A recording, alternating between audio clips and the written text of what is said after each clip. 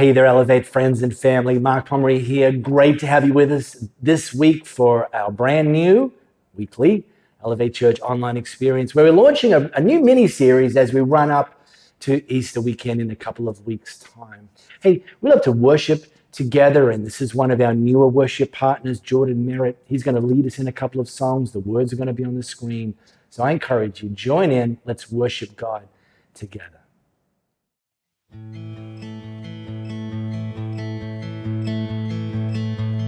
All things are from you. All things are for you. All heaven adores. All saints bow before the Holy One. No power can hold you. No weapon oppose you. You were the first, you'll be the last, above them all.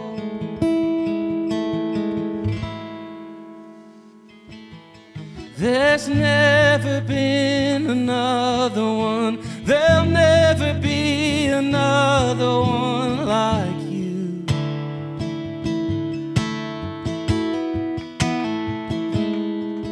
The Father, Spirit, and the Son, all glory to the Holy One is due.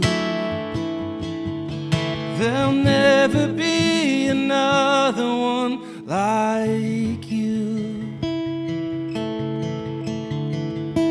Oh, those who have seen you have witnessed the King who would leave his throne to make us his own, a people of praise. So let all who have known you step into your throne room and lift up a song to whom we belong, oh ancient of days.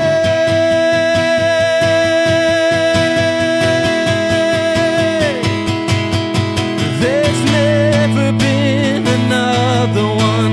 There'll never be another one like you.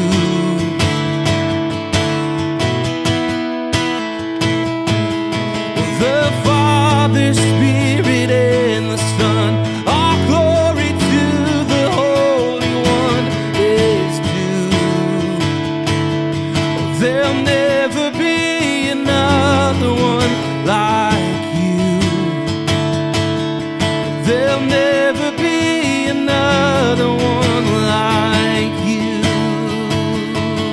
Oh, let the darkness know our God is conquered sin. Let the earth behold his kingdom rushing in. Let the church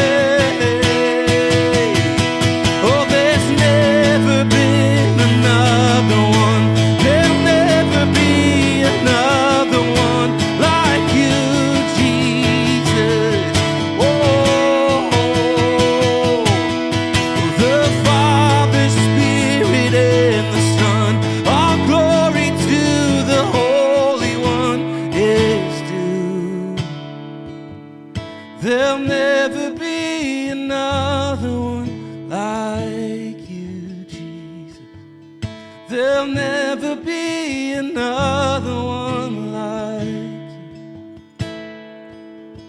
There'll never be another one like you.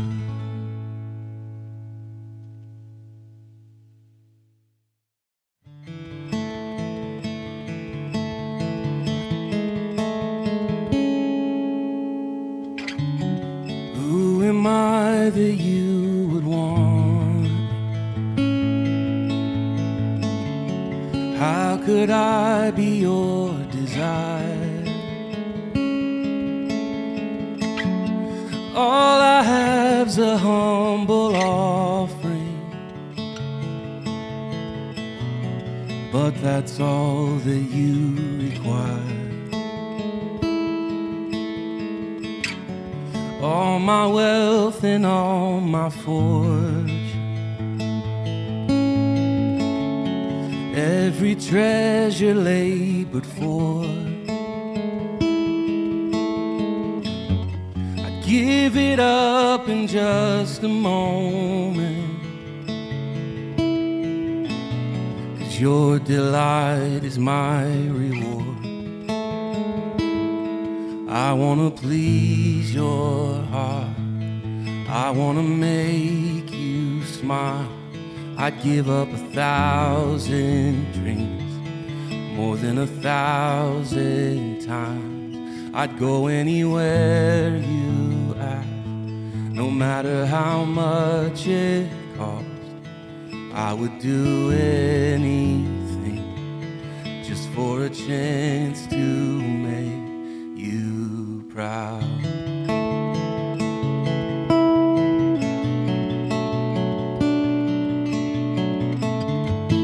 In my wins or in my suffering, in every season of this life, oh, let me hear, oh, good and faithful. In your joy I'm satisfied. I wanna please your heart, I wanna make you smile. I'd give up 1,000 dreams, more than 1,000 times. I'd go anywhere you ask, no matter how much it costs. I would do anything just for a chance to make you proud. And like a child with his father, I just want to hear, well done. I don't need a celebration, your delight in me is enough. And I don't want to be a taker and abuser of your grace.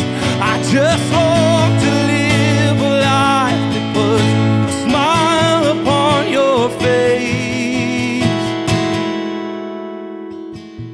Oh, I want to please your heart, I want to make you smile. I'd give up 1,000 dreams, more than 1,000 times. I'd go anywhere you ask, no matter how much it costs. I would do anything just for a chance. I would do anything just for a chance to make you proud.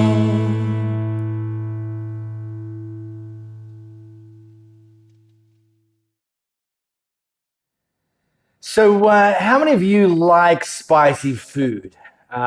Who's my spicy food people? You know, some of the burger joints here in Australia, been into the spicy food kind of deal. KFC have done it for a while. Their Zinger burger, I don't know how zingy it is. I've never tried one, but Macca's have got their mixed spicy. Here, Hungry Jacks have done an angry Whopper, which has got jalapenos in it. Like, woo, jalapenos. Jalapeno even a chili, or is it just a baby capsicum? I don't know. Anyway, just this week, one of the independent burger chains, they've got a few outlets here in Perth, called Betty's Burgers, just released their Madman burger, and the patty is infused with Carolina Reaper chilies, which are over 200 times hotter than a jalapeno. Anyone would be willing to try that? There's a photo of it here. Yeah, no.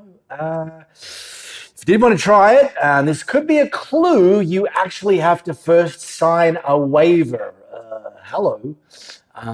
Anyway, but when you get into this kind of level of spice and you eat that, almost no matter who you are, you need some kind of rescuing. And everyone's got their ideas, and you can ask ChatGPT what's the best and worst ways to cool down your taste buds. But I really think this word rescuing is a great description of what Jesus came to earth to do. You know, a great description of what he's done in my life, and probably a great description of what he's done in many of your lives too. And, you know, a mistake is to think that Jesus was just a good teacher, even though he was. He came to be the morality police. Well, he did kind of come to tell us what wise living looks like, kingdom living looks like, versus unwise, not kingdom living. But ultimately, Jesus didn't come to make bad people good. He came to rescue people from death to life, from our sin, from separation with God, rescue us from darkness. And that's a lot of what I want to lean into today. Now, one of the early church fathers is often what he's referred to as a guy named Augustine. And Augustine made this metaphor, really, that each of us have a God-shaped void in our lives. And he went on to say that our hearts are restless until we rest in God. And throughout the centuries, and it still very much happens today, people have tried to fill that God-shaped void with all sorts of other things. They've tried to use things to distract them from the reality of this God-shaped void, to numb themselves from the reality of this God-shaped void. You know, things like accomplishments and chasing success as its own God, addictive behaviors, maybe relationships that were destructive, that we've convinced ourselves, you know, it's better to have bad love than no love, which is a terrible idea.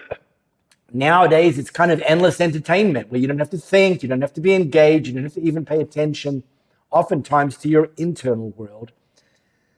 But none of that can fill this God-shaped void. So we're going to talk over the next couple of weeks leading up to Easter what it means to be rescued, and actually rescued to be a rescuer. So starting today,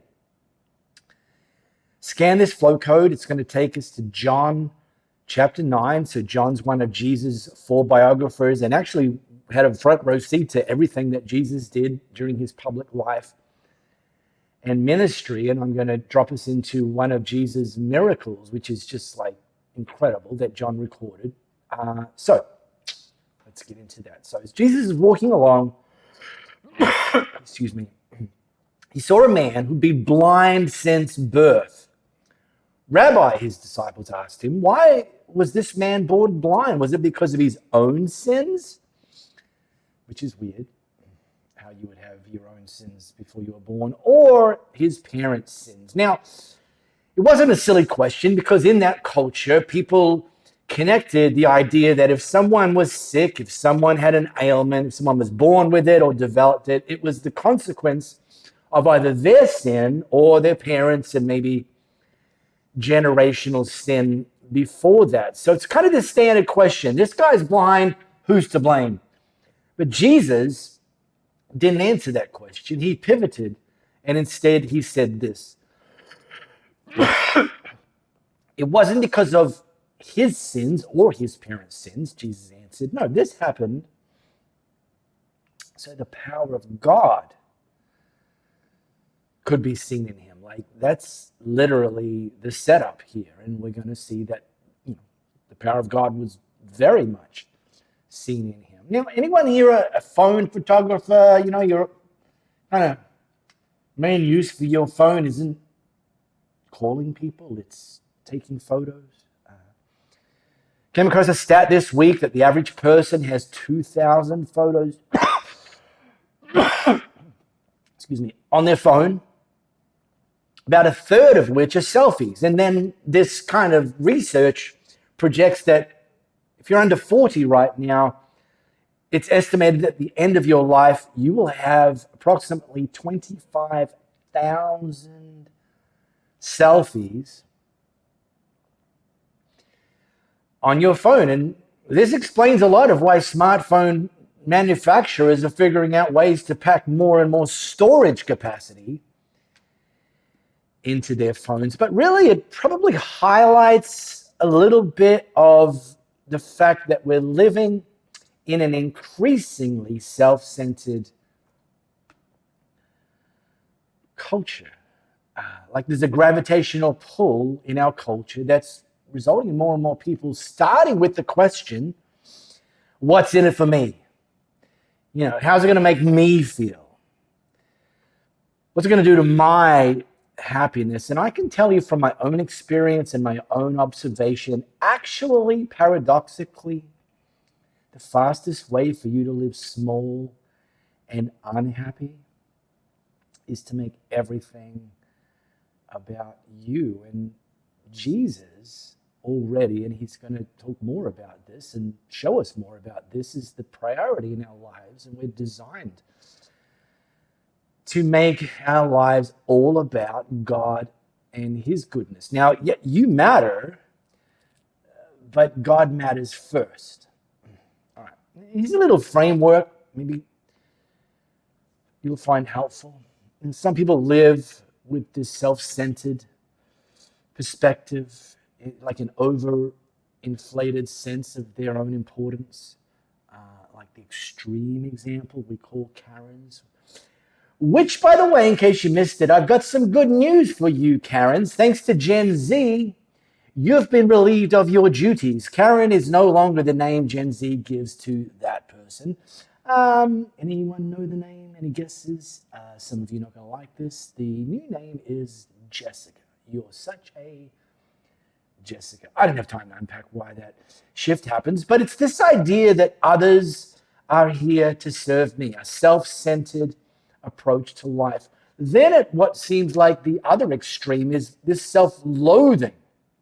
Like, rather than having an inflated sense of your worth, you actually have a deflated sense of your worth. And you're not thinking other people are here to serve you. You're kind of on the defense of thinking other people are here to judge you. And incidentally, that's on top of you judging yourself and marking yourself down.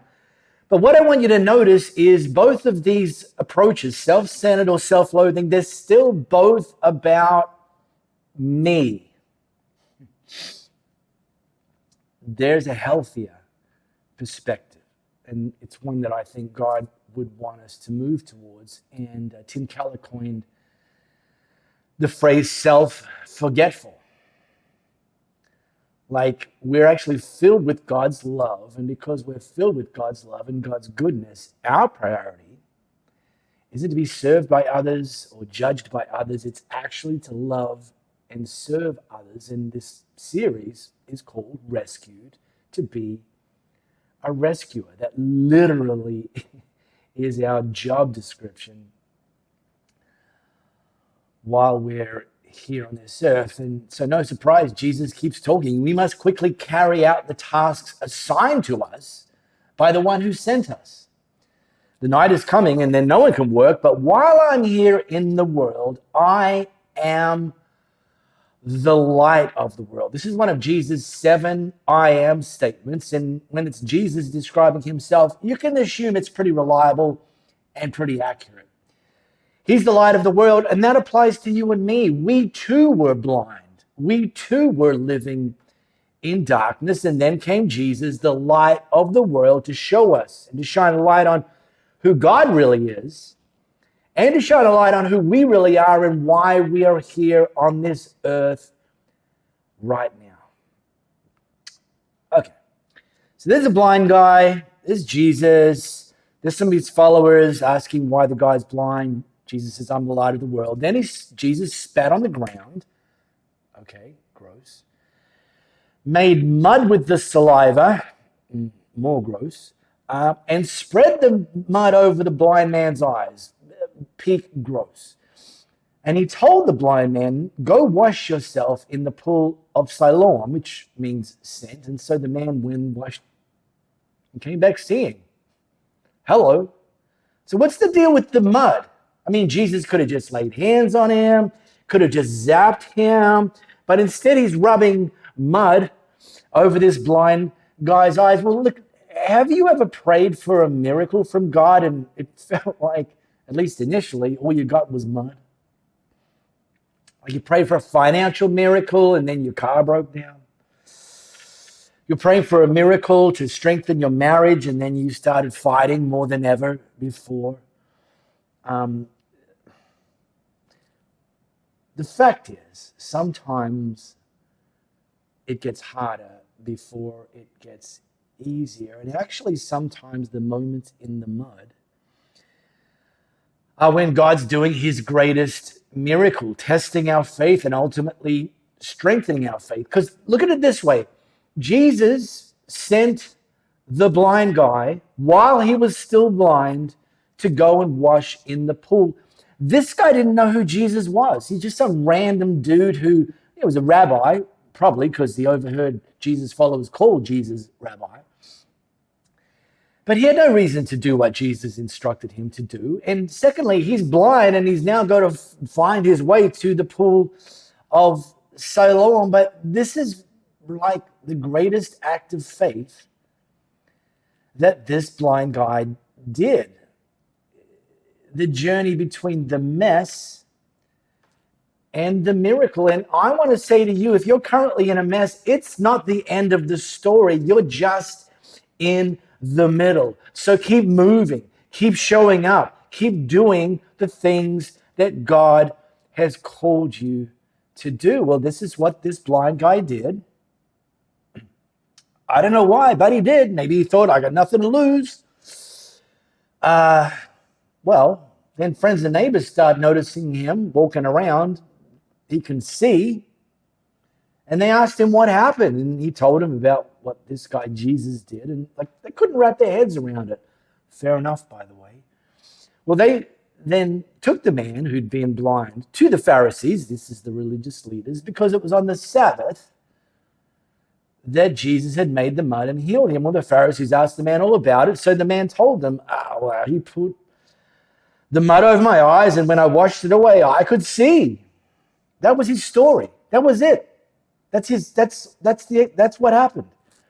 Well, some of the Pharisees said, this man Jesus is not from God, for he's working on the Sabbath. No, not this man was blind, now he can see. Jesus is obviously from God. No, they chose, instead of an enormous celebration, to focus on the fact that Jesus was working, mixing mud like a concrete worker on the Sabbath. And as crazy as their response seems, I'm telling you, after 30 plus years of leadership in the local church, this still happens today. And the way I encourage people to think about this sort of stuff is that I just call them tier 1 issues, matters, things. Tier 2 and tier 3. Tier 1, let me give you some examples. God created the heavens and the earth and everything in it. That's a tier 1 issue. It's kind of not negotiable.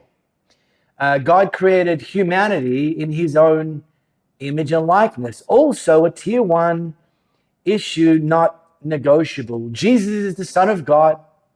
He was sent by the Father to earth to be born in human form, to ultimately die on a cross as a sinless man, to take on the sins of the world, including you and me, to be buried in a grave, and 3 days later to conquer death, to rise again, to be seen by witnesses, and then to return to heaven. These are tier 1 issues. Now let me skip over tier 2. Let's get some examples of tier 3. Which is more spiritual, modern worship music or hymns? Which is more spiritual, the Message version, that's not accurate, it's not even a version, or the King James version, thou, thus, thee. Should preachers be allowed to wear baseball caps while preaching? Look, these are tier 1 issues, and you can debate them back and forth if you want to. I don't really care to spend time on that stuff personally. But do you know that you can actually have unity in a church where people disagree on tier 3 issues? And the problem only creeps in when people start to talk about tier 3 issues as though they're actually tier 1 issues. And they're not. So, here's these religious leaders, they're thinking that Jesus, with a bit of spit and a bit of dirt, is working on the Sabbath. Tier 3 issue. So they kept grilling the guy, the blind guy, and he stuck to his story. So, they brought his parents in to actually verify, is this your son? Like the kid, the son, who was blind since birth? And they're like, yeah, that's our son. And what? He can see now? Really? So they went back to the guy, like, come on, tell us again. He stuck with his story. And then he used a line that got picked up by the writer of the timeless hymn, Amazing Grace. He just said, look, here's the deal. A guy named Jesus came along, rubbed some mud in my eyes, and look, I know this. I was blind,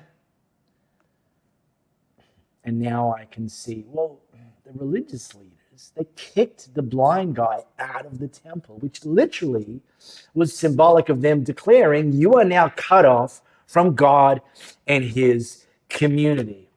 Like, what?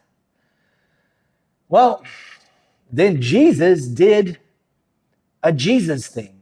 He went looking for the guy, the fish that John West had rejected, the guy that had just got kicked out from God and been declared that he couldn't be in relationship with God and with the community of faith. When Jesus heard what had happened, he found the man and he asked, hey, listen, do you believe in the Son of Man? Which, like, a Son of Man is like a reference for the Messiah, the Savior. And the man answered, well, who is he, sir? I want to believe in him. Well, you have seen him, Jesus said, and he's speaking to you. Well, yes, Lord, I believe, the man said, and he worshipped Jesus. And this right there, the question that Jesus asked him, do you believe in the Son of Man? That is the most important question that you and I will ever have to answer while we're here on this earth. And it's not enough to say your grandparents believed Jesus was the Son of God. It's not enough that your parents believed or believe that Jesus is the Son of God. He's not asking you, did you go to church, even though that's important. He's not asking, have you been a good person, even though that matters. His question is, do you believe in the Son of Man? And when you say yes to that question and ask Jesus forgiveness, you will be instantly, and I mean instantly, rescued from separation from God and rescued from darkness. And I got to tell you, leading Elevate Church here, one of the greatest joys, if not the greatest joy of my life, is to look around at more and more people who've been rescued. Rescued from crippling anxiety, rescued from a lack of peace, rescued from the aftermath of relational damage, rescued from small thinking, rescued from financial debt, rescued, from physical afflictions, rescued from addiction, and rescued from living with a lack of meaning and a lack of purpose. And not just rescued from, acknowledging that they've been rescued to be a rescuer, rescued to peace, and to demonstrate that to other people, to joy, to demonstrate that, to freedom, to generosity, to serving others, and ultimately to purpose. Friends, we are rescued to be a rescuer. Now, one of the things that's blowing up here at Elevate Church is our podcast metrics. They've always been steady, but like in the last month, there's just been this dramatic spike in the number of people listening to our podcast. So that's encouraging. And if you didn't know that we had a podcast, well, now you do. And you can find it. Well, first of all, you can scan our Elevate Church AU app flow code here, and you can download our app, and our podcast is baked into that. Or just go to your favorite podcast app, Apple Podcasts, Spotify. You can even listen on YouTube without having to watch. Our podcasts are recorded live here in Perth every Sunday in our Perth location, and just great dynamic. There's a great vibe because they're live. So if you aren't yet in the habit of taking our podcast with you, get on it. It's fantastic. And look, give us a rating. Nothing less than 5 stars, of course. Hey, one more thing, which you can find on our app, is giving. Opportunity to give. In our app, there's a giving section. It's very straightforward. Or you can go to our website, elevatechurch.me, find the give section. Super easy from anywhere in the world to give via debit card or credit card. So jump on that. Okay, that's it for this week. We'll be back next week with part 2 of our series, Rescued